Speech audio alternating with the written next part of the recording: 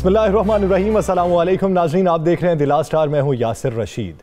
नाज़रीन, पीडीएम का मुस्तकबिल क्या होगा ऐसे वक्त में कि जब 26 मार्च का ऐलान किया गया था कि लॉन्ग मार्च होगा तो पाकिस्तान पीपल्स पार्टी इस्तीफों के ऑप्शन पर नहीं मानी, तो मौलाना फजलुर रहमान का यह कहना कि पीपल्स पार्टी के जवाब आने तक लॉन्ग मार्च को मुलतवी समझा जाएगा। पीपल्स पार्टी ने तो सीईसी से रुजू करना था, वो अब 4 अप्रैल को उसका इजलास है, तो क्या लॉन्ग मार्च पहले हो पाएगा? अब इस्तीफों के मामले को लेकर सारा मलबा पाकिस्तान पीपल्स पार्टी पर डाला गया।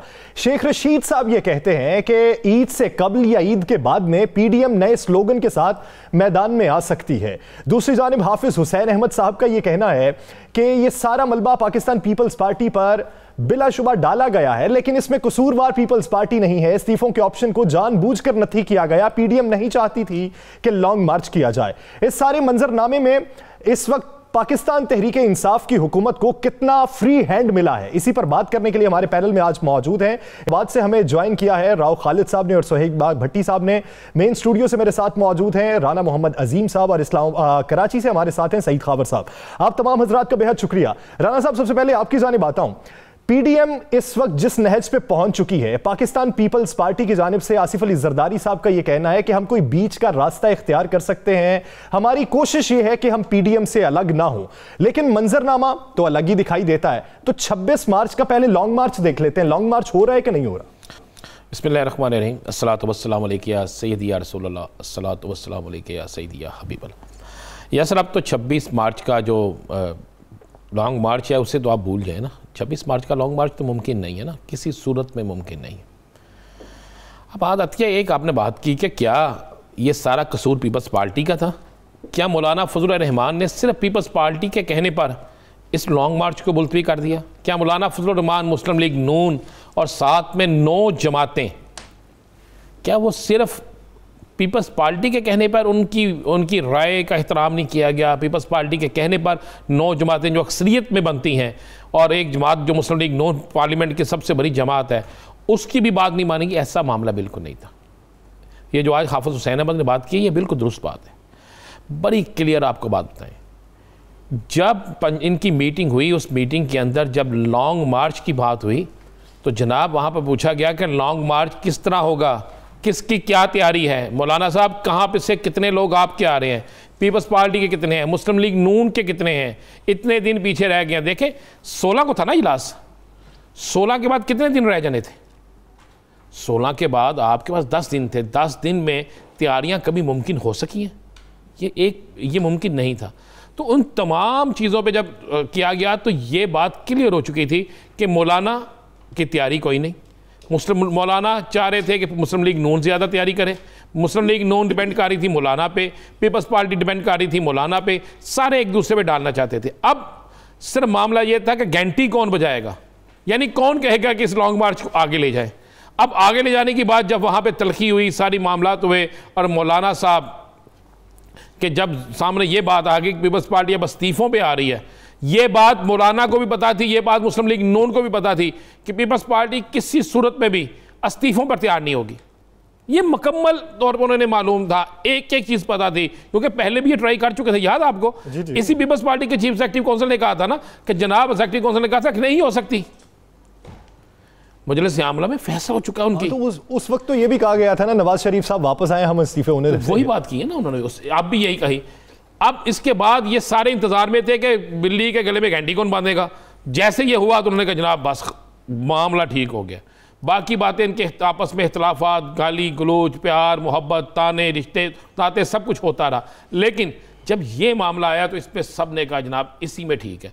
आपने गौर नहीं किया कि मौलाना साहब, जैसे ही मौलाना साहब ने अपनी वालहाना या जारहाना वो तकरीर फरमाई प्रेस कॉन्फ्रेंस में, उसके बाद भागते हुए गए और मौलाना के साथ जितने मौलाना के साथी थे, जितने उनके साथ वो लोग थे, चाहे उनकी असम्बली में एक निशस्पी ने, वो भी पीछे चले गए। आप गौर करें ना, ये इस तरह लगता था जैसे बिल्कुल एक प्लानिंग का हिस्सा है।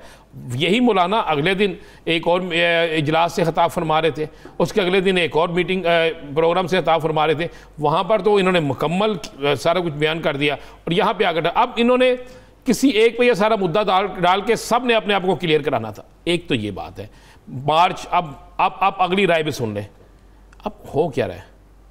अब हो यह रहा है कि मार्च किस तरह किया जाए। पीपल्स पार्टी के इंतज़ार चले, मान लिया जी मौलाना साहब एक तरफ कहते हैं जो अक्सरियत का फैसला होगा हम वो मानेंगे। पीपल्स पार्टी नहीं मानती थी तो बाकी तो इस्तीफे देते। क्या बाकी इस्तीफे पीपल्स पार्टी के पास थे? क्या बाकी इस्तीफे जो हैं वो किसी और के पास थे? मौलाना कहते जनाब ये मेरी जमात के इस्तीफे हैं, मैं दे रहा हूँ, आप दे ना दे। पीपल्स मुस्लिम लीग नून कहती हम दे रहे हैं, मेंगल साहब कहते हैं जी हम दे रहे हैं, वहाँ पर ANP कहती हम दे रहे हैं। जिनके पास थे वो देते और दे के साबित कर देते जनाब कि हम ठीक हैं बाकी गलत हैं। कोई किसी एक ने तो इस्तीफे दिया ही नहीं ना। किसी एक ने प्रेस कॉन्फ्रेंस में ये भी नहीं कहा कि जनाब पहले जो कहते थे ना हमारे पास इस्तीफे मुकम्मल हो गए, आप तो ये भी किसी ने नहीं कहा कि हमारे पास इस्तीफे मुकम्मल हो गए। अब उन्होंने कहा जनाब बस मौलाना साहब ने यह कह दिया है और इतनी मार्च तक जो है इस बल्कि इस मार्च को भी आप मुलतवी ही समझें, उस वक्त तक मशरूत कर दिया गया। अब मुझे बताए 4 अप्रैल को इनका इजलास होगा, उसके बाद चले ये मान ले, ये कहते हैं जनाब फैसला करेंगे। मैं आपको बता दूं आसिफ अली जरदारी साहब इन्हें खिलाएंगे और बेहतरीन तरीके से खिलाएंगे। वो क्या करेंगे, वो चाहते हैं कि मैं उस टीम के अंदर भी रहूं और मैच फिक्स भी कर लूं। मैं मैच भी फिक्स करता जाऊँ, टीम के अंदर भी रहूँ, मुझे कोई बाहर भी ना निकाले। मैं 11वां खिलाड़ी भी ना हूँ बल्कि मैं 5वां 6वां नहीं, पहला या दूसरा खिलाड़ी हूँ और मैं टीम के अंदर रहूँ और टीम में फैसले भी मेरे हों। कप्तान बेशक कोई और हो, कीपर कोई और हो, वाइस कप्तान कोई और हो, अटैक बॉलर कोई और हो, लेकिन मामला मेरे चले, सारा कुछ मैं चलूँ।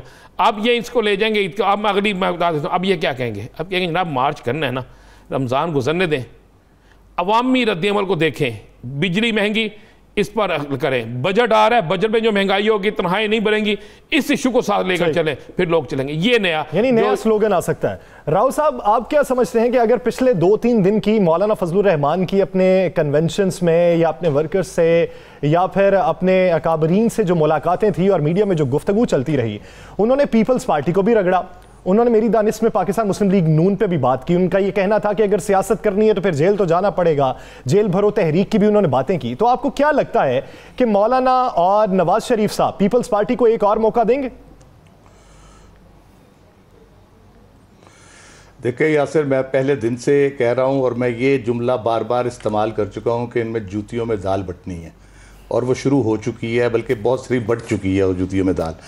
इस वक्त जो फोकस है ना वो PDM नहीं होना चाहिए। बहुत बात हो रही है PDM की, फजलुर रहमान की, पीपल्स पार्टी क्या करेगी, नवाज शरीफ क्या करेगा।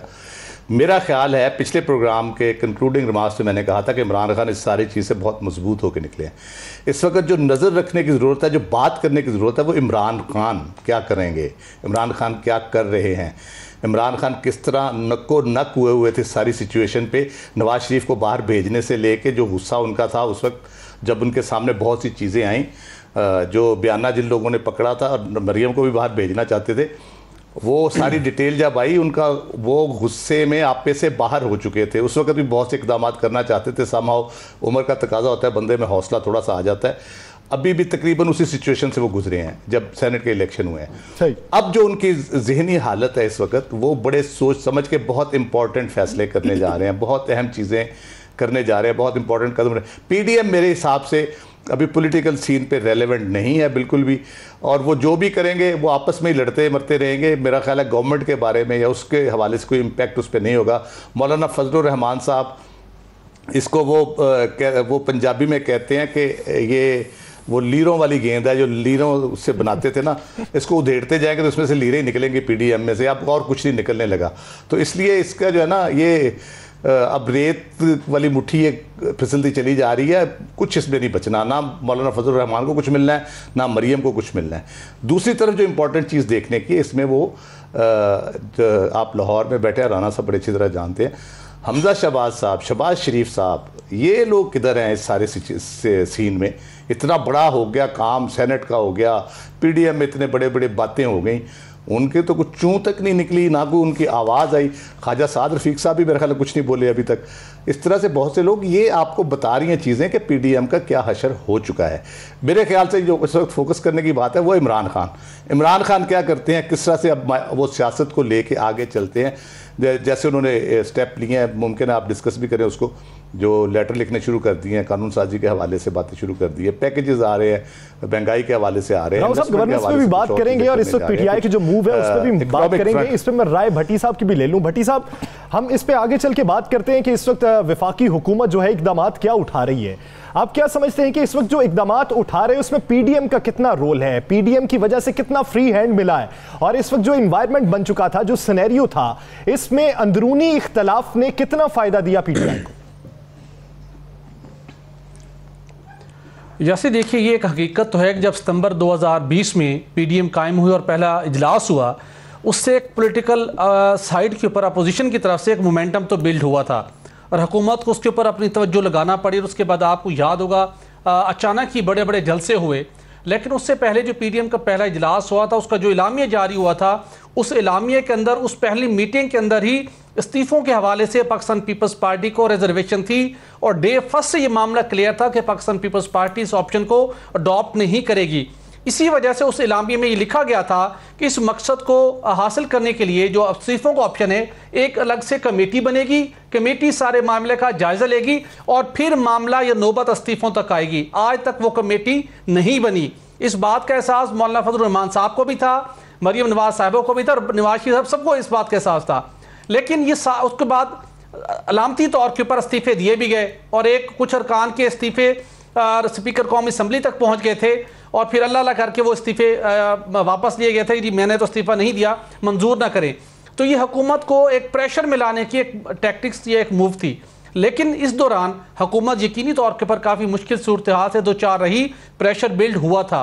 लेकिन अब जिस तरह चेयरमैन सेनेट का इलेक्शन हुआ, जो उसके बाद पीडीएम ने जो आखिरी एक उनके पास एक बड़ा हथियार या एटम बम था, जब वो चल चुका है, उसमें पीपल्स पार्टी की पोजीशन वाजे हो गई है, तो यकीनी तौर के ऊपर हुकूमत के ऊपर, प्राइम मिनिस्टर के ऊपर जो प्रेशर था वो डाइल्यूट हो गया और अब वो इसी वजह से डेफिनेटली रिलैक्स होकर अपने मामलात के ऊपर तवज्जो देंगे, कुछ चीज़ें करने जा रहे हैं। लेकिन पीडीएम का सारा प्रेशर आप एक तरफ रख दे, प्राइम मिनिस्टर इमरान खान को और कुछ बहुत से चैलेंजेस का सामना आने वाले दिनों में करना पड़ेगा, जो आगे चल के हम अपने नाज़रीन के साथ शेयर करेंगे।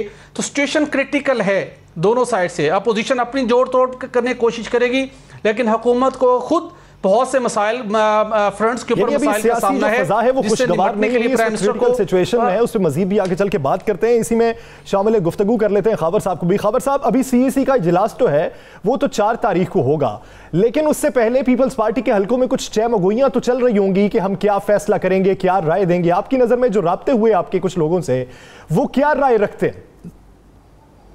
यासिर, हम जब से ये पीडीएम बनी है और उसमें पाकिस्तान पीपल्स पार्टी शामिल हुई है, सिंध की बड़ी जमात है, पाकिस्तान की बड़ी जमात है, सिंध में उसकी हुकूमत है, तो हमारी नज़रें रही हैं उसके इजलासों पर, उनके लोगों से मुलाकातें रही हैं। पाकिस्तान पीपल्स पार्टी हमेशा इस्तीफ़ों के ख़िलाफ़ रही है। विद इन पीडीएम उन्होंने हमेशा कहा कि हम इसको एक आखिरी ऑप्शन के तौर पर इस्तेमाल करेंगे, लेकिन ये नहीं कि हम अपना ये कार्ड जो हमारे लिए तुरुप का पता है, इसे फौरी तौर पर ज़ाया नहीं करना चाहते।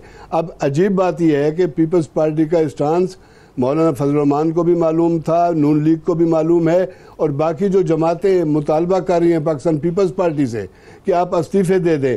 मज़े की बात यह है कि 10 जमातों में नून लीग, JUI, अख्तर मेगल साहब और अपना पख्तूनख्वा मिली अवामी पार्टी के अलावा किसी के पास पार्लिमानी जमातें नहीं हैं। वो जिनके पास कोई सीट नहीं है वो कह रहे हैं, जो झोली भर के बैठे हुए उनसे कह रहे हैं कि आप अपनी झोली के सारे बेर नीचे गिरा दें। तो ये कैसे मुमकिन है? एक तो ये है।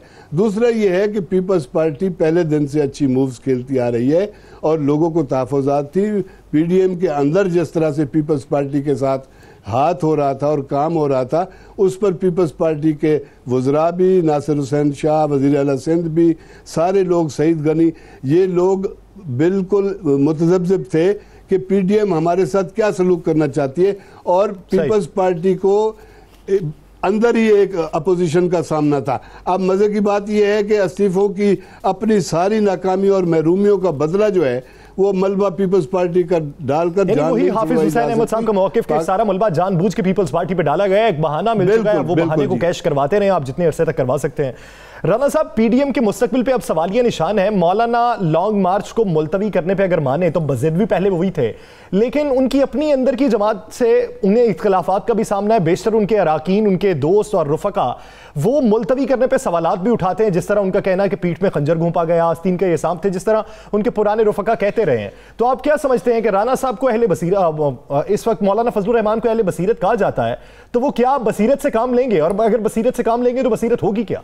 देखें यार सर, जिस दिन ये मुलतवी होता है, लॉन्ग मार्च मुलतवी किया जाता है, उससे पहले मौलाना फजलुर रहमान साहब की जमात KPK के अंदर मुख्तलिफ तलबा से, मुख्तलिफ लोगों से एक पर्ची रसीद होती है, अभी हमारी स्क्रीन पे आएगी नज़र आपको, वो रसीद दिखाकर फ़ंड इकट्ठा किए जाते हैं और एक वलवला होता है इस फ़ंड के हवाले से। बड़ी कोशिश की जाती है कि जनाब ये जो रसीद है वो तकसीम की जाती है, काफ़ी अच्छा खासा फ़ंड इकट्ठा किया जाता है।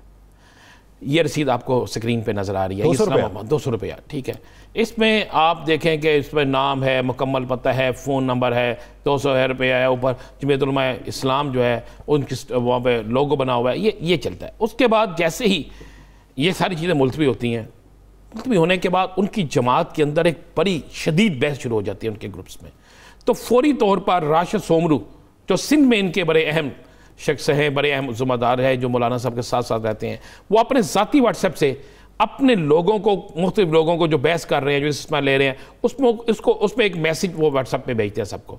और उस मैसेज में वो कहते हैं जनाब कि ये लॉन्ग मार्च फिक्र ना करें, हम नए जज्बे से, नए वलवले से करेंगे, आप तैयारी रखें। यानी उनके ग्रुप के अंदर, जमीयत उलमा इस्लाम के अंदर जब ये बहस शुरू होती है, मैं चाहूँगा कि वो मैसेज भी आप दिखाएं कि राशिद सोमरू साहब का जो मैसेज है, जो अपने मोबाइल से वो लोगों को कर रहे हैं, कि उसमें भी एक बहस शुरू हो जाती है। लोगों से वो कहते हैं जनाब कि आप इस तरह करें, बेफिक्र हो जाएँ। उसके बाद मौलाना अब्दुल गफूर हैदरी और उनके एक और जो है वो एक लेटर लिखते हैं, ये लेटर हमारी स्क्रीन पर मौजूद है। इस लेटर में वो कहते हैं कि आप नज़्म ज़ब्त का फैसला मुजाहिरा करें, आप बेफिक्र हो जाएं, ये जो मुलतवी हुआ है ये मुलतवी नहीं हुआ, इसकी तैयारी रखें। किसी वक्त भी मौलाना साहब आपको कॉल दे सकते हैं, मौलाना साहब की कॉल का इंतज़ार करें, हम एक हैं, मुत्तहिद हैं, ये सारी चीज़ें देते हैं। ये इसलिए दिया जाता है सारा, उसमें कहते हैं पीपल्स पार्टी ने अपने मौक़िफ़ में कहा है, पीपल्स पार्टी का जो मौक़िफ़ है वो भी उसमें वो बयान करते हैं। ये उस वजह से होता है कि इनकी जमात के अंदर बहुत से लोग अब आवाज़ें उठाना शुरू हो गए हैं, मौलाना साहब पे आवाज़ें उठाना शुरू हो गए हैं, मौलाना साहब की टीम पे आवाज़ें उठाना शुरू हो गए हैं कि जनाब मौलाना साहब आप हमें तैयार किसी और काम के लिए करते थे, हमने तैयारी शुरू की, हमने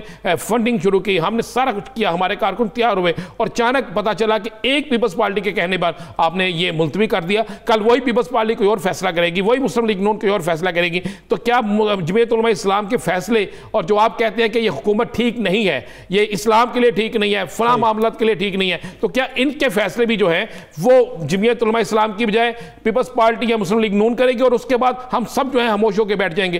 तो जमीयत उलमा इस्लाम के अंदर यासर एक इस वक्त बड़ा शदीद एक तूफान उठा हुआ है। अब यही बहुत बड़ा मसला है कि मौलाना अगर दोबारा कॉल देते हैं तो किस तरह देंगे, कितने लोग निकलेंगे, किस तरह लोग यकीन करेंगे उनके अपने कि मौलाना साहब क्यों अचानक ये ना हो कि एक दिन पहले कोई एक जमात के जनाब नहीं मार्च करना, और ये ना हो कि जब ये इस्लामाबाद पहुंचे मार्च करते हुए तो वहां पे कहा जाए जनाब कोई धरना नहीं होगा, कोई कुछ नहीं होगा, आज उठ के वापस चले जाते हैं।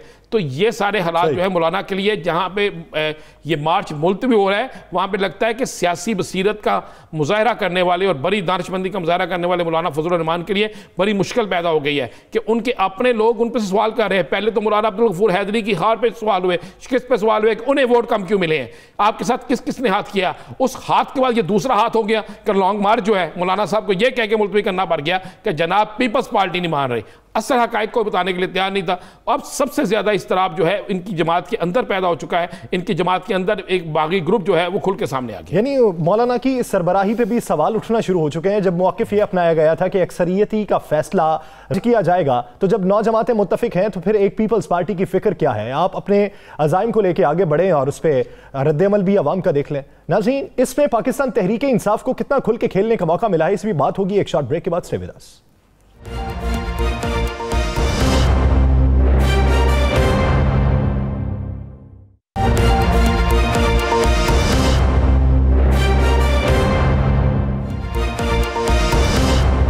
Welcome back. नाज़रीन, जब पीडीएम का खतरा टला तो वज़ीर आज़म भी गुड गवर्नेंस के लिए मुतहर्रिक हो चुके हैं। वज़ीर आज़म ने अब एक नया प्लान तरतीब दे दिया है। अवाम को खुशहाली की जानिब गामजन करने का भी उन्होंने खुशखबरी सुनाई है और इसी को लेकर बड़े पैकेजेस भी तरतीब दिए जा रहे हैं। आने वाले वक्त में पाकिस्तान तहरीक इंसाफ के इत्तेहादी भी पुरअज़्म हैं कि वज़ीर आज़म इमरान खान डिलीवर करेंगे। इत्तेहादियों के पैगामात भी वज़ीर आज़म को मौसूल हो रहे हैं। चौधरी शुजात हुसैन ने भी पैगाम पहुंचाया है, MQM ने भी कहा है। अब इसको लेके आने वाले दिनों में डेवलपमेंट क्या होने वाली है, रुख करेंगे भट्टी साहब की जानिब। सोहेल भट्टी साहब, पीडीएम के खतरे को एक साइड पे रखते हुए अब पाकिस्तान तहरीक इंसाफ के पास मार्जिन क्या है, पैकेजेस क्या हैं और उसका आने वाले दिनों में अवाम पे असर क्या पड़ने वाला?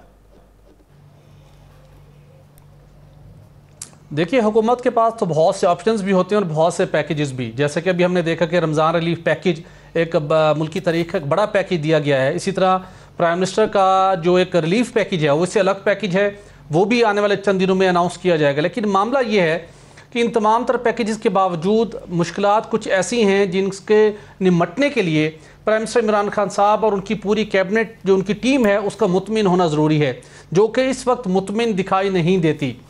चंद रोज़ कबल एक आला सतही इजलास हुआ जहाँ पर तमाम वज़रा ने तमाम वज़रा वज़ारत ख़जाना के ऊपर चढ़ दौड़े। चूँकि मुशीर ख़जाना, वज़ीर ख़जाना ऐसे मुसलसल इक़दामात कर रहे हैं जो कि IMF की कड़ी शराइत को पूरी करने के लिए हैं और वज़रा उनको इस मौके के ऊपर और हुकूमत के इत्तेहादी उनको इस मौके के ऊपर हुकूमत के लिए कोई अच्छा शगुन करार नहीं दे रहे। आज एक समरी सर्कुलेशन के ज़रिए मंजूर करवाई गई है। कल ये परसों ऑर्डिनेंस जारी होगा जिसके ज़रिए से सरचार्ज लगाकर बिजली महंगी करनी है। IMF की कड़ी शर्त है 150 रुपये वसूल करने हैं आवाम से एक साल में। प्रेशर यकीनी तौर पे वज़रा को, हुकूमत को फेस करना पड़ेगा। इसके साथ इनकम टैक्स की छूट थी 140 रुपये की विड्रॉ कर ली गई। इम्प्लीमेंटेशन होनी है 2-4 रोज़ में और उसके अंदर टैक्स बोर्ड को भी इनकम टैक्स की छूट हासिल थी। मुल्क भर के अंदर जहाँ दरसी कुतब शाया होती हैं वो भी विड्रॉ कर ली गई है। किताबें महंगी होंगी, यकीनी तौर के ऊपर वज़रा और हुकूमती टीम को मुश्किल सूरत हाल का सामना करना पड़ेगा। तो महंगाई एक बहुत बड़ा चैलेंज रहेगी। लेकिन उसके साथ साथ जो इलेक्शन कमीशन ऑफ पाकिस्तान है ये इस वक्त हुकूमत के लिए एक बड़ा चैलेंज इस वक्त बना हुआ है और इससे मसले से निमटने के लिए प्राइम मिनिस्टर मुसलसल मुशावरत कर रहे हैं, सारे सूरत हाल पर नज़र रखे हुए हैं। पीडीएम का जो मसला था, जो परेशानी थी, वो अपेरेंटली वो भी थी, वो टल चुकी। अब वो इंडिविजुअल लेवल के ऊपर जो भी एफर्ट्स होती रहें, हुकूमत को इतना ज़्यादा कंसर्न नहीं है जो कि अपने हुकूमत को अवामी सतह के ऊपर और उसके साथ वज़रा जो सवालात उठा रहे हैं और बिलखसूस वज़रा ने दो टोक अंदाज में प्राइम मिनिस्टर से बात की है कि सिस्टम और ब्यूरोक्रेसी हमें सपोर्ट नहीं कर रही और हमें डेलिबरेटली हमें नाकाम करने की कोशिश की जा रही है। जिस मकसद के लिए अब आपने देखा होगा कि कल एक कमेटी भी कायम की गई। तो ये वो चैलेंजेस हैं जो अंदरूनी तौर के ऊपर प्राइम मिनिस्टर इमरान खान को दरपेश हैं और इनसे निमटने के लिए आइंदा हफ्ते आपको चंद बड़े फैसले होते दिखाई देंगे। लेकिन सवाल ये है क्या ये फैसले राव साहब आप क्या समझते हैं कि ऐसे वक्त में कि जब महंगाई एक सबसे बड़ा चैलेंज है हुकूमत के लिए, इत्तेहादी भी उसी पे जोर डाल रहे हैं, तो आने वाले दिनों में इससे कैसे निपटेंगे? ऊपर से स्टेट बैंक ने भी ये कह दिया है कि अगर बिजली की कीमतों में इजाफा होगा तो महंगाई जन्म लेगी। नेपरा ने समाअत करनी है कि बिजली 76 पैसे मजीद महंगी कर दी जाए, तो ऐसी सूरत हाल से कैसे निकलेंगे? देखिए, मुश्किल सूरत हाल है। यकीन आपकी मुआशी सूरत हाल ऐसी रही ओवरऑल, जो कि अब बकौल हुकूमत के और कुछ इंडिकेशंस भी हैं, एक्सपर्ट्स भी कह रहे हैं संभल रही है, बेहतर हो रही है, जिसमें डॉलर की प्राइस आपको काफ़ी कंट्रोल में नज़र आती है। पीडीएम के ये शराजा बिखरने के बाद स्टॉक एक्सचेंज की परफॉर्मेंस बेहतर होगी सेनेट के बाद। तो प्राइसेस का जो कंट्रोल का मैकेनिज़्म है बुनियादी तौर पे वो 3 सतह पे होगा। एक तो फेडरल गवर्नमेंट की सतह पे होगा कि वो स्टेप्स ऐसे ले जिसमें बिजली की आप प्राइस कह रहे हैं, पेट्रोल डीजल की प्राइसेस है जो इम्पेक्ट करती हैं, डॉलर की प्राइस है जो इन्फ्लेशन को करती है इम्पेक्ट, इस सतह पे। दूसरा रिलीफ पैकेजेस हैं, वो फेडरल गवर्नमेंट और सूबाई गवर्नमेंट्स मिलके जैसे रमज़ान के लिए दे रहे हैं, पंजाब गवर्नमेंट भी दे रही है, सिंध भी ऑब्वियसली देगी, बाकी उसके लिए कुछ कमोडिटीज हैं जो फेडरल गवर्नमेंट के कंट्रोल में है। 140 अरब का जो टैक्स का रिलीफ था वो भी तो खत्म किया जा रहा है ना? जी बिल्कुल बिल्कुल। ये तो इम्पैक्ट आएगा, इनका ऑब्वियसली आएगा। उसको अनडू करने के लिए या उसको किसी तरीके से प्रेशर को कम करने के लिए क्या पॉसिबिलिटीज़ हो सकती हैं, ये मैं अर्ज़ कर रहा था। उसमें सूबों की तरफ से किस किस्म के प्राइस कंट्रोल के इकदाम किए जाते हैं, अवेलेबिलिटी ऑफ कमोडिटीज़ जो है वो कैसे की जाती है। फिर मिडल मैन का रोल, जो शब्बर जैदी साहब बड़े अरसे से लगे हुए हैं, मेरा ख्याल है वो टाइम आ गया कि अब मिडल मैन के रोल के ऊपर बड़ा सीरियसली FBR और हुकूमत इकदाम करने जा रही है। उसकी वजह से क्योंकि प्रॉफिट रेशो जो बढ़ती है, जो प्रोड्यूसर है वो अगर 10 रुपए की चीज़ बना रहा है और बाजार में 50 की बिक रही है, उसमें से तकरीबन 40 रुपए में से 30 रुपए मिडल मैन डाल रहा है, उसमें ऐड कर रहा है जो जेब में जाते हैं उसके। तो वो अगर 30 की बजाय अगर 15 पे ले आए या 10 पे ले आए या 20 पे भी कर ले तो 10 रुपए की कमी ऑटोमेटिकली हो जाती है। अब पीडीएम का खतरा टल चुका है, वो सर से तलवार हट चुकी है, तो अब अपना मौकिफ तब्दील कर लेना चाहिए कि अपोजिशन हमें काम नहीं करने दे रही। अब इस वक्त गवर्नेंस को बेहतर करने की जरूरत है और डिलीवर करने की जरूरत है। आगे बढ़ेंगे नाज़रीन, बात करेंगे नून लीग का आज इजलास हुआ और नून लीग के इजलास में तल्ख कलामी होने की खबरें गर्दिश कर रही हैं। एक मौकिफ ये अपनाया जा रहा है कि मियां मोहम्मद नवाज शरीफ ने मरियम नवाज साहिबा से ये कहा कि चुप रहें और आप हमजा से सीखें, और दूसरी जानिब ये भी है कि हमजा शहबाज और मरियम नवाज साहिबा की तल्ख कलामी हुई है। दोनों में किस हद तक सदाकत है, इसका असल पहलू है क्या, वजह तल्ख कलामी की क्या बनी? राना साहब की जानिब बढ़ते हैं। राना साहब, खबर कौन सी सही है, किस वजह से तल्ख कलामी हुई और इस तल्ख कलामी को लेकर आने वाले दिनों में नून लीग की सियासत पे क्या असर पड़ेगा? या सर, एक चीज़ तो आप ज़हन में रखिए और इसे नोट कर लीजिएगा, मियां मोहम्मद नवाज शरीफ मरियम नवाज के लिए सब को छोड़ देंगे। अगर जिसने ये अफवाह फैलाई है कि मियां नवाज शरीफ ने मरियम को कहा कि आप हमजा से सीखें, ये बिल्कुल गलत बात है। सही, नवाज शरीफ मरियम के लिए, आपको पता है ये सारी जितनी पोजीशन इस वक्त खराब हो चुकी है उसमें मरियम का बड़ा अहम रोल है। और मियां नवाज शरीफ अगर किसी पे इतबार करते हैं तो मरियम नवाज शरीफ है, अगर किसी की बात मानते हैं, किसी के लिए कुछ करने के लिए तैयार है तो मरियम नवाज है। और ये सारा कुछ, ये कोई जो शख्स ये कहे कि हमजा को कह दिया कि हमजा से सीखो, मरियम से कह दिया, ये मुमकिन नहीं है ना। देखिए, ये ज़रूर हुआ है, अफवाहें गर्दिश कर रही हैं, मुस्लिम लीग के हल्के जो है इस बात की तस्दीक भी कर रहे हैं कि आज इजलास में जब इनकी मीटिंग थी उसके बाद बड़ा ख़िताब शताब भी हुआ, सारा कुछ हुआ, तो उस पर हमजा से कहा गया कि ये इतना बड़े वाक़यात हो गए, PDM का वाक़या, चेयरमैन सेनेट का वाक़या और दीगर वाक़यात, इसमें आपकी तरफ से कोई बयान नहीं आया, आपकी तरफ से खामोशी है, आपकी तरफ से कोई ऐसा तासर नहीं मिला। इस तरह लगता है कि लोग कहते हैं कि मरियम बोल रही है, हमजा खामोश है, क्या वजह है? तो जिस पे हमजा ने कहा जो बोल रहे हैं उनके बोलने की वजह से जिस नहज पे हम पहुँच गए हैं, मज़ीद और क्या तबाही चाहते हैं, ये अल्फाज इस्तेमाल, जिस पर मरियम ने वहाँ पर अपनी बरहमी का इजहार किया। तो उसमें उस दौरान मियां मोहम्मद नवाज शरीफ ने इन दोनों को खामोश करा दिया और कहा कि आप उस बयानिए के साथ चलें जो मुतफ़िका हमारा अपना बयानिया है। लेकिन यासर गौर करें, हमजा उस पर नाराज़ हुए और अब मेरी इत्तला के मुताबिक जो कुछ लोगों का, हमजा कुछ देर के लिए उठ के चले गए, फिर दोबारा वो इजलास में आए, फिर इजलास में दोबारा बैठे। अब जो इस वक्त मामला चाह रहे हैं, जैसा राव खालिद साहब ने भी कहा थोड़ी देर पहले, मुझे बताएं कि ख्वाजा साद रफ़ीक क्यों खामोश है? देखो, ख्वाजा साद रफ़ीक इनके वो बैट्समैन है जो हर वक्त विकेट के दोनों तरफ अच्छा खेल लेते थे, वो ऐसे ऑलराउंडर थे। अब वो क्यों खामोश हैं इस सारे मामले पे? हमजा शहबाज सेनेट के इलेक्शन, PDM का इत्तेहाद खतरे में, दीगर मामला, इस्तीफ़े देने ना देने, इन तमाम मामलों में आपको कोई एक खबर नजर आई? इनकी तरफ से कोई एक ट्वीट नज़र आया? शहबाज शरीफ की तरफ से कोई एक ट्वीट नज़र आया? शहबाज शरीफ के जो सबसे करीब तरीन लोग हैं जो हमेशा शहबाज शरीफ की ज़बान बोलते हैं, उनकी तरफ से कुछ चीज़ सामने आई? जब उन सब में से किसी की तरफ से कुछ चीज़ सामने नहीं आई तो समझ लेना चाहिए कि वो उस बयानिए से खुलकर इख्तलाफ कर रहे हैं। जो बयानिया मरियम का है, जो बयानिया मियां नवाज शरीफ का है, जो बयानिया परवेज़ रशीद का है, वो उनसे इख्तलाफ कर रहे हैं और खुल के इख्तलाफ कर रहे हैं। इसमें कोई शक नहीं कि तलख कलामी हुई। तलख कलामी काफ़ी, मसलन हम ये नहीं कह सकते कि इतनी तलख कलामी होगी कि जिसे इंतहा तक कहते हैं, लेकिन इंतहा तक ये पहले ही पहुँच चुके थे। अब हमने उसने भी कहा था प्रोग्राम में कि अब इन दोनों की राहें जो हैं रहेंगी तो वो इकट्ठे, लेकिन इकट्ठे रह के दोनों के नज़रियात चेंज होंगे और आने वाले दिनों में यही बात देखने वाली होगी कि चंद दिनों में हो सकता है कि उनकी बेल भी हो जाए शहबाज शरीफ की। जिस तरह मैंने कहा था कि कुछ कोई अंदर जा सकता है, कोई बाहर आ सकता है, तो शहबाज शरीफ बाहर आने के बाद क्या उस बयानिए को लेकर चलेंगे? क्या हमजा उस बयानिए की तायद करेंगे जो बयानिया मरियम ने या मियां नवाज शरीफ ने इख्तियार किया? देखना होगा। अब जब हमजा जेल में थे तो उस वक्त तक कयास आराइयां जो चल रही थी उनको कयास आराइयां कहा जा सकता था, लेकिन अब तो मुतहर्रिक हैं। अब अगर कोई तल्ख कलामी हुई है तो उस पर तक तो सदाकत है। ये अवाम को भी सोचना चाहिए कि पाकिस्तान मुस्लिम लीग नून के साथ अगर चलना है तो किसके बयानिए के साथ चलना है। नाज़रीन, दीगर इश्यूज पर बात करेंगे एक शॉर्ट ब्रेक के बाद। Stay with us.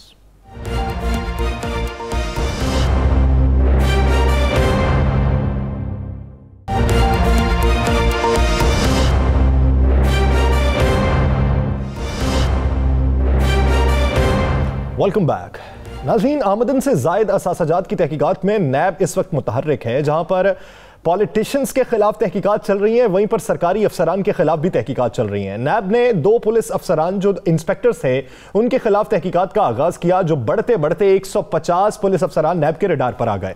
अब 60, 70, 80, 1 लाख तक तनख्वाह लेने वाले वो करोड़ों के मालिक कैसे बन गए, अरबों की जायदादें कैसे बना ली, 5-5 गाड़ियां उनके पास कैसे हैं, ये एक बड़ा सवालिया निशान है और इसी हवाले से पूछताछ का अमल भी जारी है। तो हम बढ़ेंगे खावर साहब की जानिब। खावर साहब की स्टोरी है और खावर साहब के पास इसकी तफसीलात भी हैं। खावर साहब, ये कितने पुलिस अफसरान हैं, किस किस रीजन के हैं, कितना अरसा हो गया इनकी तकर्री हुए और इन्होंने अब तक जायदादें क्या बनाई, तहकीकात कहां तक पहुंची? यासिर, ये कहानी फरवरी में शुरू हुई थी 2 भाइयों से।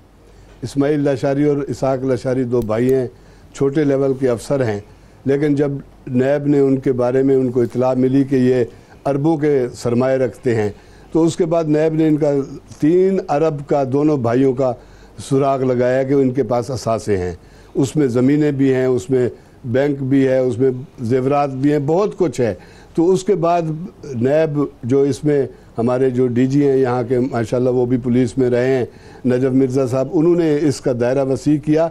तो अब ये कहानी 150 पुलिस अफसरों तक फैल गई है। और ये जो 3 अरब का केस है, मैं बड़े मोहतात अंदाजे में कह रहा हूँ कि ये 300 अरब से बढ़ेगा, क्योंकि 150 अफसरान के बारे में नैब ने लिख के भेजा है ये मार्च के आगाज़ में इसको स्टेट बैंक ऑफ पाकिस्तान को, कि आप इन 150 अफसरों के अकाउंट्स के बारे में, इनके जहाँ जहाँ अकाउंट्स हैं, जिन जिन बैंकों में हैं, इनके क्या कुछ है, इनके पास ट्रांजैक्शन क्या हुई है, कहाँ से पैसा आया है, कैसे किया है। और मुझे लगता है कि इसमें से मनी लॉन्ड्रिंग के कई केसेस निकलेंगे, जो स्टेट बैंक अपनी रिपोर्ट में बताएगा कि इन छोटे छोटे पुलिस अफसरों ने एसपी लेवल से लेकर सब इंस्पेक्टर तक के लोग हैं, ये उनकी जेबें टटोली गई हैं, तो उनसे हीरे जवाहरात और सोने के खजाने निकल रहे हैं और उनकी तिजोरियाँ नोटों से भरी हुई है। सारी रकम लोगों, गरीब लोगों से, जो बेचारे हमारे लोग हैं, उनसे ये बटोरी गई हैं, रिश्वत के तौर पर कमाई गई हैं। और आज सिंध पुलिस फिर एक सवाल, तो 150 में से कितने अफसरान ऐसे हैं जिनके बयानात कलम बंद हो चुके हैं? अभी इनके बारे में स्टेट बैंक ने यह किया है कि स्टेट बैंक ने रिपोर्ट मांगी है। चंद दिन में ये रिपोर्ट आ जाएगी कि इनके कहाँ कहाँ अकाउंट्स हैं, किन किन बैंकों में अकाउंट्स हैं और इनकी रकूम इनके अकाउंट्स में कहाँ से मुंतकिल हुई और इन्होंने अपनी रकूम कहाँ भिजवाई, तो सारा कुछ। उसके बाद लॉकर्स हैं, लॉकर्स में इन सब की तफसील जब आ जाएगी तो उसके बाद इन अफसरान को घेरा तंग हो गया है। सारे अफसरान जो है ये सारे 150 के करीब ये नैब के रेडार पे हैं और कोई भी बच के निकल नहीं पाएगा, क्योंकि इसकी लिस्ट बाकायदा आ गई है हमारे पास। नैब ने कहा है कि ये 150 आदमी जो है ये कंट्रोल में रहेगा, काबू में रहेगा और नज़रों में रहेगा, जब तक कि स्टेट बैंक इनके बारे में सारी तफसीलात नहीं दे देता। लेकिन इससे मुझे यकीन है कि बड़ी बड़ी कहानियाँ निकलेंगी। ये जैसे आपने कहा था अपने बयानी में कि जनाब 50,000, 60,000, 1 लाख तनख्वाह लेने वाला, उसके बच्चे बाहर पढ़ रहे हैं, उसकी ज़िंदगी शाहाना है, वो करोड़ों रुपए के घरों में रहता है। फिर एक एक घर नहीं है इनके पास गांव में अलग घर है, हैदराबाद में अलग घर है, कराची में अलग घर है, कुछ लोगों ने दुबई में इन्वेस्टमेंट कर रखी है। तो ये एक बहुत बड़ा नैब ने एक रैकेट पकड़ा है और इंशाल्लाह ताला ये जब इससे कौमी खजाने में बहुत बड़ी रकम आने वाली है। उम्मीद करते हैं तहकीकात में पेशरफ्त हों और ऐसे अनासर सामने आ सके। राव साहब, जैसा कि सईद खावर साहब एक बड़ा इंकशाफ कर रहे हैं, 150 अफसरान है। आज ही की एक खबर है, मैं एक दूसरा पहलू लेके चल रहा हूँ। आज ही की एक खबर है कि एक मुझे यासिर अगर 1 मिनट दे दें, 1 मिनट, तो वो आज का लतीफ़ा भी सुनाता हूँ, वो भी सिंध पुलिस का है कि एक एजाज तरीन नाम का अफसर है, जी उसी की बात कर ऐसा ही लगा, वो इस्लामाबाद से उसने वहाँ से अपॉइंटमेंट लेटर, जाली अपॉइंटमेंट लेटर पर वो सिंध में आ गया। सिंध में आने के बाद उसने 32 साल यहाँ नौकरी की है और 32 साल के बाद पता चला है कि उसने जाली, यही निजाम पे राव साहब की भी राय लेते हैं। राव साहब, अब जैसा कि आज की ये खबर सामने आई कि जाली तकर्रुरनामे पर वो 32 साल पहले इस्लामाबाद में भर्ती हुआ, फिर उसने अपना तबादला सिंध में करवा लिया, DSP बना, मुख्तलिफ थानों में इंस्पेक्टर बन के वहां का चार्ज भी संभालता रहा। अब उसने जब बात सीनियरिटी के बेस पे अपनी इंक्रीमेंट की तो उस वक्त जांच पड़ताल में ये बात सामने आई कि 32 साल पहले इसका तकर्रुरनामा जाली था। अब हमारे निजाम में लूप होल्स हैं या हमारे ऐसे अफराद बीच में काली भेड़ें मौजूद हैं जो निजाम को सही नहीं होने दे रही? देखिए, ये तो बिल्कुल दुरुस्त बात है। निज़ाम जिनको सूट करता है वो कैसे इसको ठीक होने देंगे। मैंने पिछले प्रोग्राम में इंतखाबी इस्लाहात के हवाले से भी बात की थी कि कोई जमात नहीं चाहती कि इंतखाबी इस्लाहात हो और ये सिस्टम ठीक हो, क्योंकि ये उनको सूट नहीं करता। सही वोटिंग होगी तो सब एक्सपोज हो जाएंगे। ये प्रॉब्लम है। या आप सिपाही की बात कर रहे हैं, ये पुलिस वाले की एक बात कर रहे हैं। अभी हाई कोर्ट ने बाबर सत्तार साहब नए हाई कोर्ट के जज अपॉइंट हुए हैं। उन्होंने को हफ्ता पहले एक केस का फैसला किया है। डीजी नेक्टा की आपको सेंसिटिविटी और इम्पोर्टेंस का पता होना चाहिए कि पूरे मुल्क में जो एंटी टेररिज्म जो कार्रवाई है वो पूलिंग होती है इंफॉर्मेशन, और वो बहुत बहुत इंपॉर्टेंट, बहुत अहम काम कर रहे हैं। वहाँ पे एक साहब डीजी लगे हुए थे नेक्टा के, उन्होंने अपने प्रमोशन का केस इस बंदे की तरह उनकी भी किस्मत ख़राब को उन्होंने कर दिया। पता ये चला कि वो कहीं केपी में किसी जगह पे हेडमास्टर थे, यहाँ पे किसी तरह आए मिलजुल के और डीजी की पोस्ट तक पहुँच गए। वो 15-16 ग्रेड से वो, यानी ये अजीब, यानी एक कह लें कि लूटमार मची हुई है, उल्टी गंगा बह रही है यहाँ पे कि इस तरह से सिस्टम को बेवकूफ़ बनाया जाता है, इस तरह से सिस्टम को मैनिपुलेट किया जाता है, इस तरह से सिस्टम को किया। आपको वो FA पास DG OGDC भी याद होगा, MD OGDC जो लगाया गया था, यूसुफ गिलानी साहब ने जो लगाया था, वो जेल में उनकी खिदमत खातिर करता था, मालिश करता था। वो जब बाहर आए तो उन्होंने कहा चलो मैं प्राइम मिनिस्टर हूँ, मैं इसको कोई फ़ायदा पहुँचा दूँ।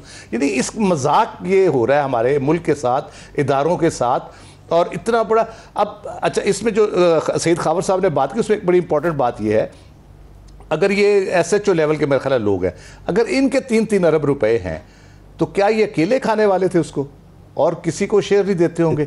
इतनी खामोशी से अपना माल बनाते हैं। पूरी चेन होती है, अगर हिस्सा जाता है तो फिर ऊपर तक जाता है, अगर नीचे से मार्जिन निकला है तो फिर ऊपर तक जाएगा। वो जो पूरी ट्रेल निकलेगी उसमें कौन कौन आता है? ट्रेल निकलेगी, ट्रेल के तहत ही पता चलेगा कि अब ऐसे कई अफसरान होंगे जो अपना तबादला करवा के कहीं और चले गए या फिर रह चुके अभी भी मराहत ले रहे हैं, तो सवाल तो फिर सब पे उठेगा। घेरा तंग हो तो सबके गिर्द होना चाहिए। नाज़रीन, दीगर इश्यूज़ पर बात करेंगे एक शॉर्ट ब्रेक के बाद। Stay with us.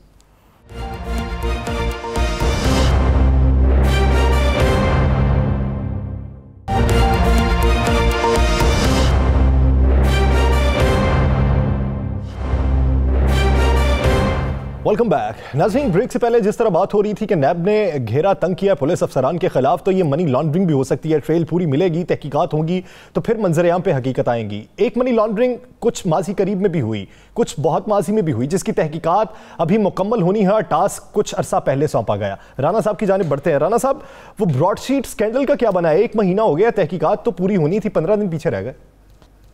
मेरा ख्याल महीना पूरा हो गया।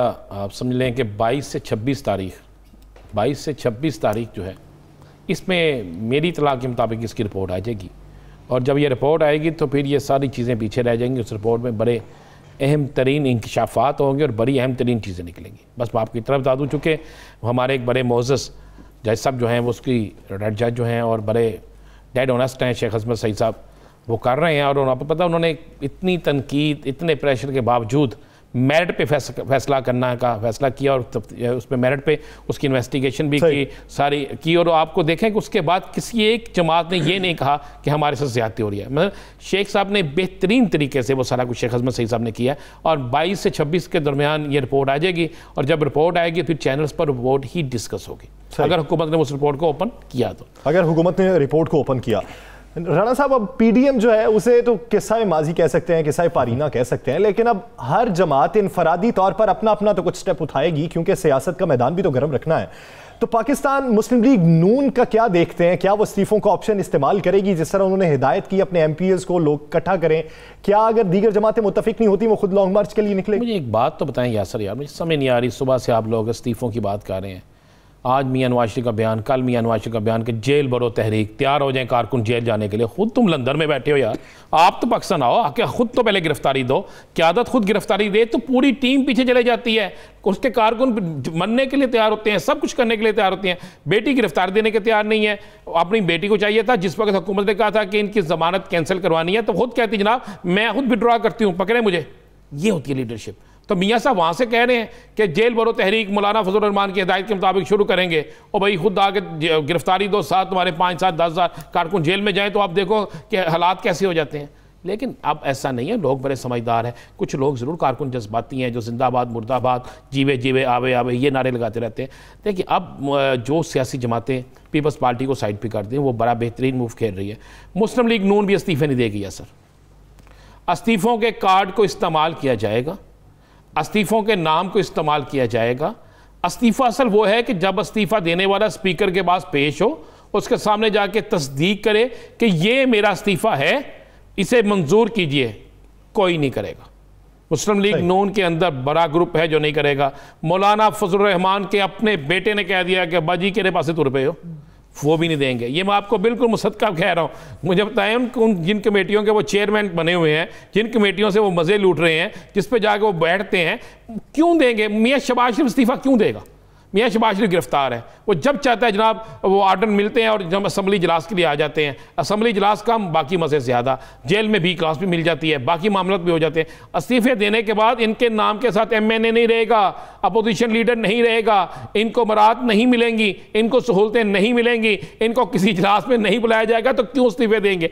अब सब ये सब एक ड्रामा चलेगा और ये ड्रामा जो है वो इसी तरह चलता रहेगा। अब सब ये इंतज़ार करेंगे और ये दुआएं भी मांग रहे हैं कि कोई ऐसा सिस्टम बन जाए कि इमरान खान की खुद ही हुकूमत खत्म हो जाए, इन्हें कुछ करना ना पड़े। लेकिन हुकूमत लेने को भी तो कोई तैयार नहीं है ना, सब ये कहते हैं कि तिजोरी खाली पड़ी है। भट्टी साहब आप क्या समझते हैं, जब हम इनफरादी तौर पे जमातों की बात कर रहे हैं तो वज़ीर आज़म इमरान खान कहते हैं सेकंड इनिंग का आगाज हो चुका है, तो आपको सेकंड इनिंग में कितने इत्तेहादियों को नवाजा जाना दिखाई दे रहा है?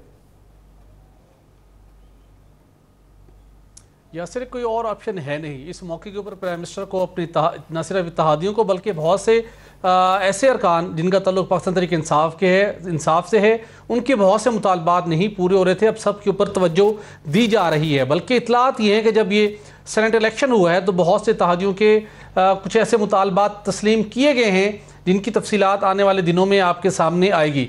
लेकिन मामला ये है कि इस वक्त कोई उनके पास कोई और ऑप्शन नहीं है।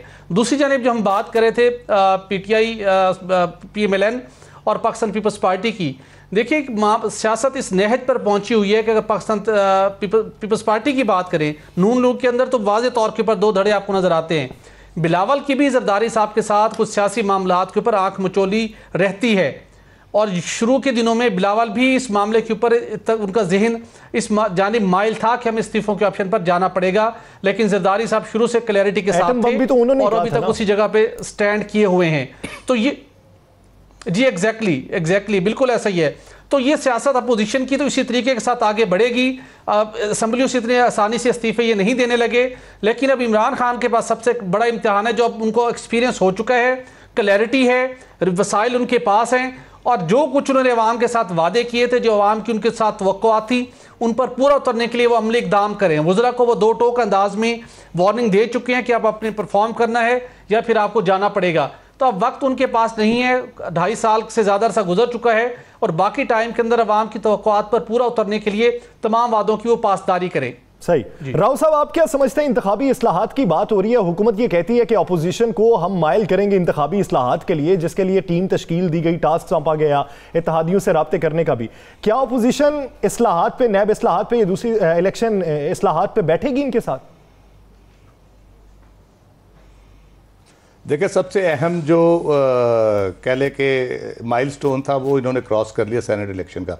उसके बाद गवर्नमेंट कंफर्टेबल पोजीशन में है, अगर वो लेजिस्लेशन करना चाहे कौमी असम्बली और सेनेट में, उनके लिए कोई बहुत बड़ी मुश्किल ये नहीं है। ये है तमाम हुज्जत। ये अपोजिशन को कह रहे हैं आ जाएं जी, बैठते हैं, बात करते हैं और मिलके चलते हैं। अगर वो बैठते हैं बड़ी अच्छी बात है, इससे अच्छी बात हो ही नहीं सकती। जितने ज़्यादा लोग बैठेंगे, तजर्बाकार लोग भी हैं जो लॉ को भी समझते हैं, जो दुनिया के सिस्टम्स को भी समझते हैं, इसको बेहतर से बेहतर भी बना सकते हैं, वो अगर नहीं भी बैठेंगे, गवर्नमेंट ये 2.5 साल से इस मौके के इंतजार में थी कि जब उनके पास दोनों ईवानों में इतनी इस तरह की सूरत हाल हो कि वो आसानी से बिल पास करा सके।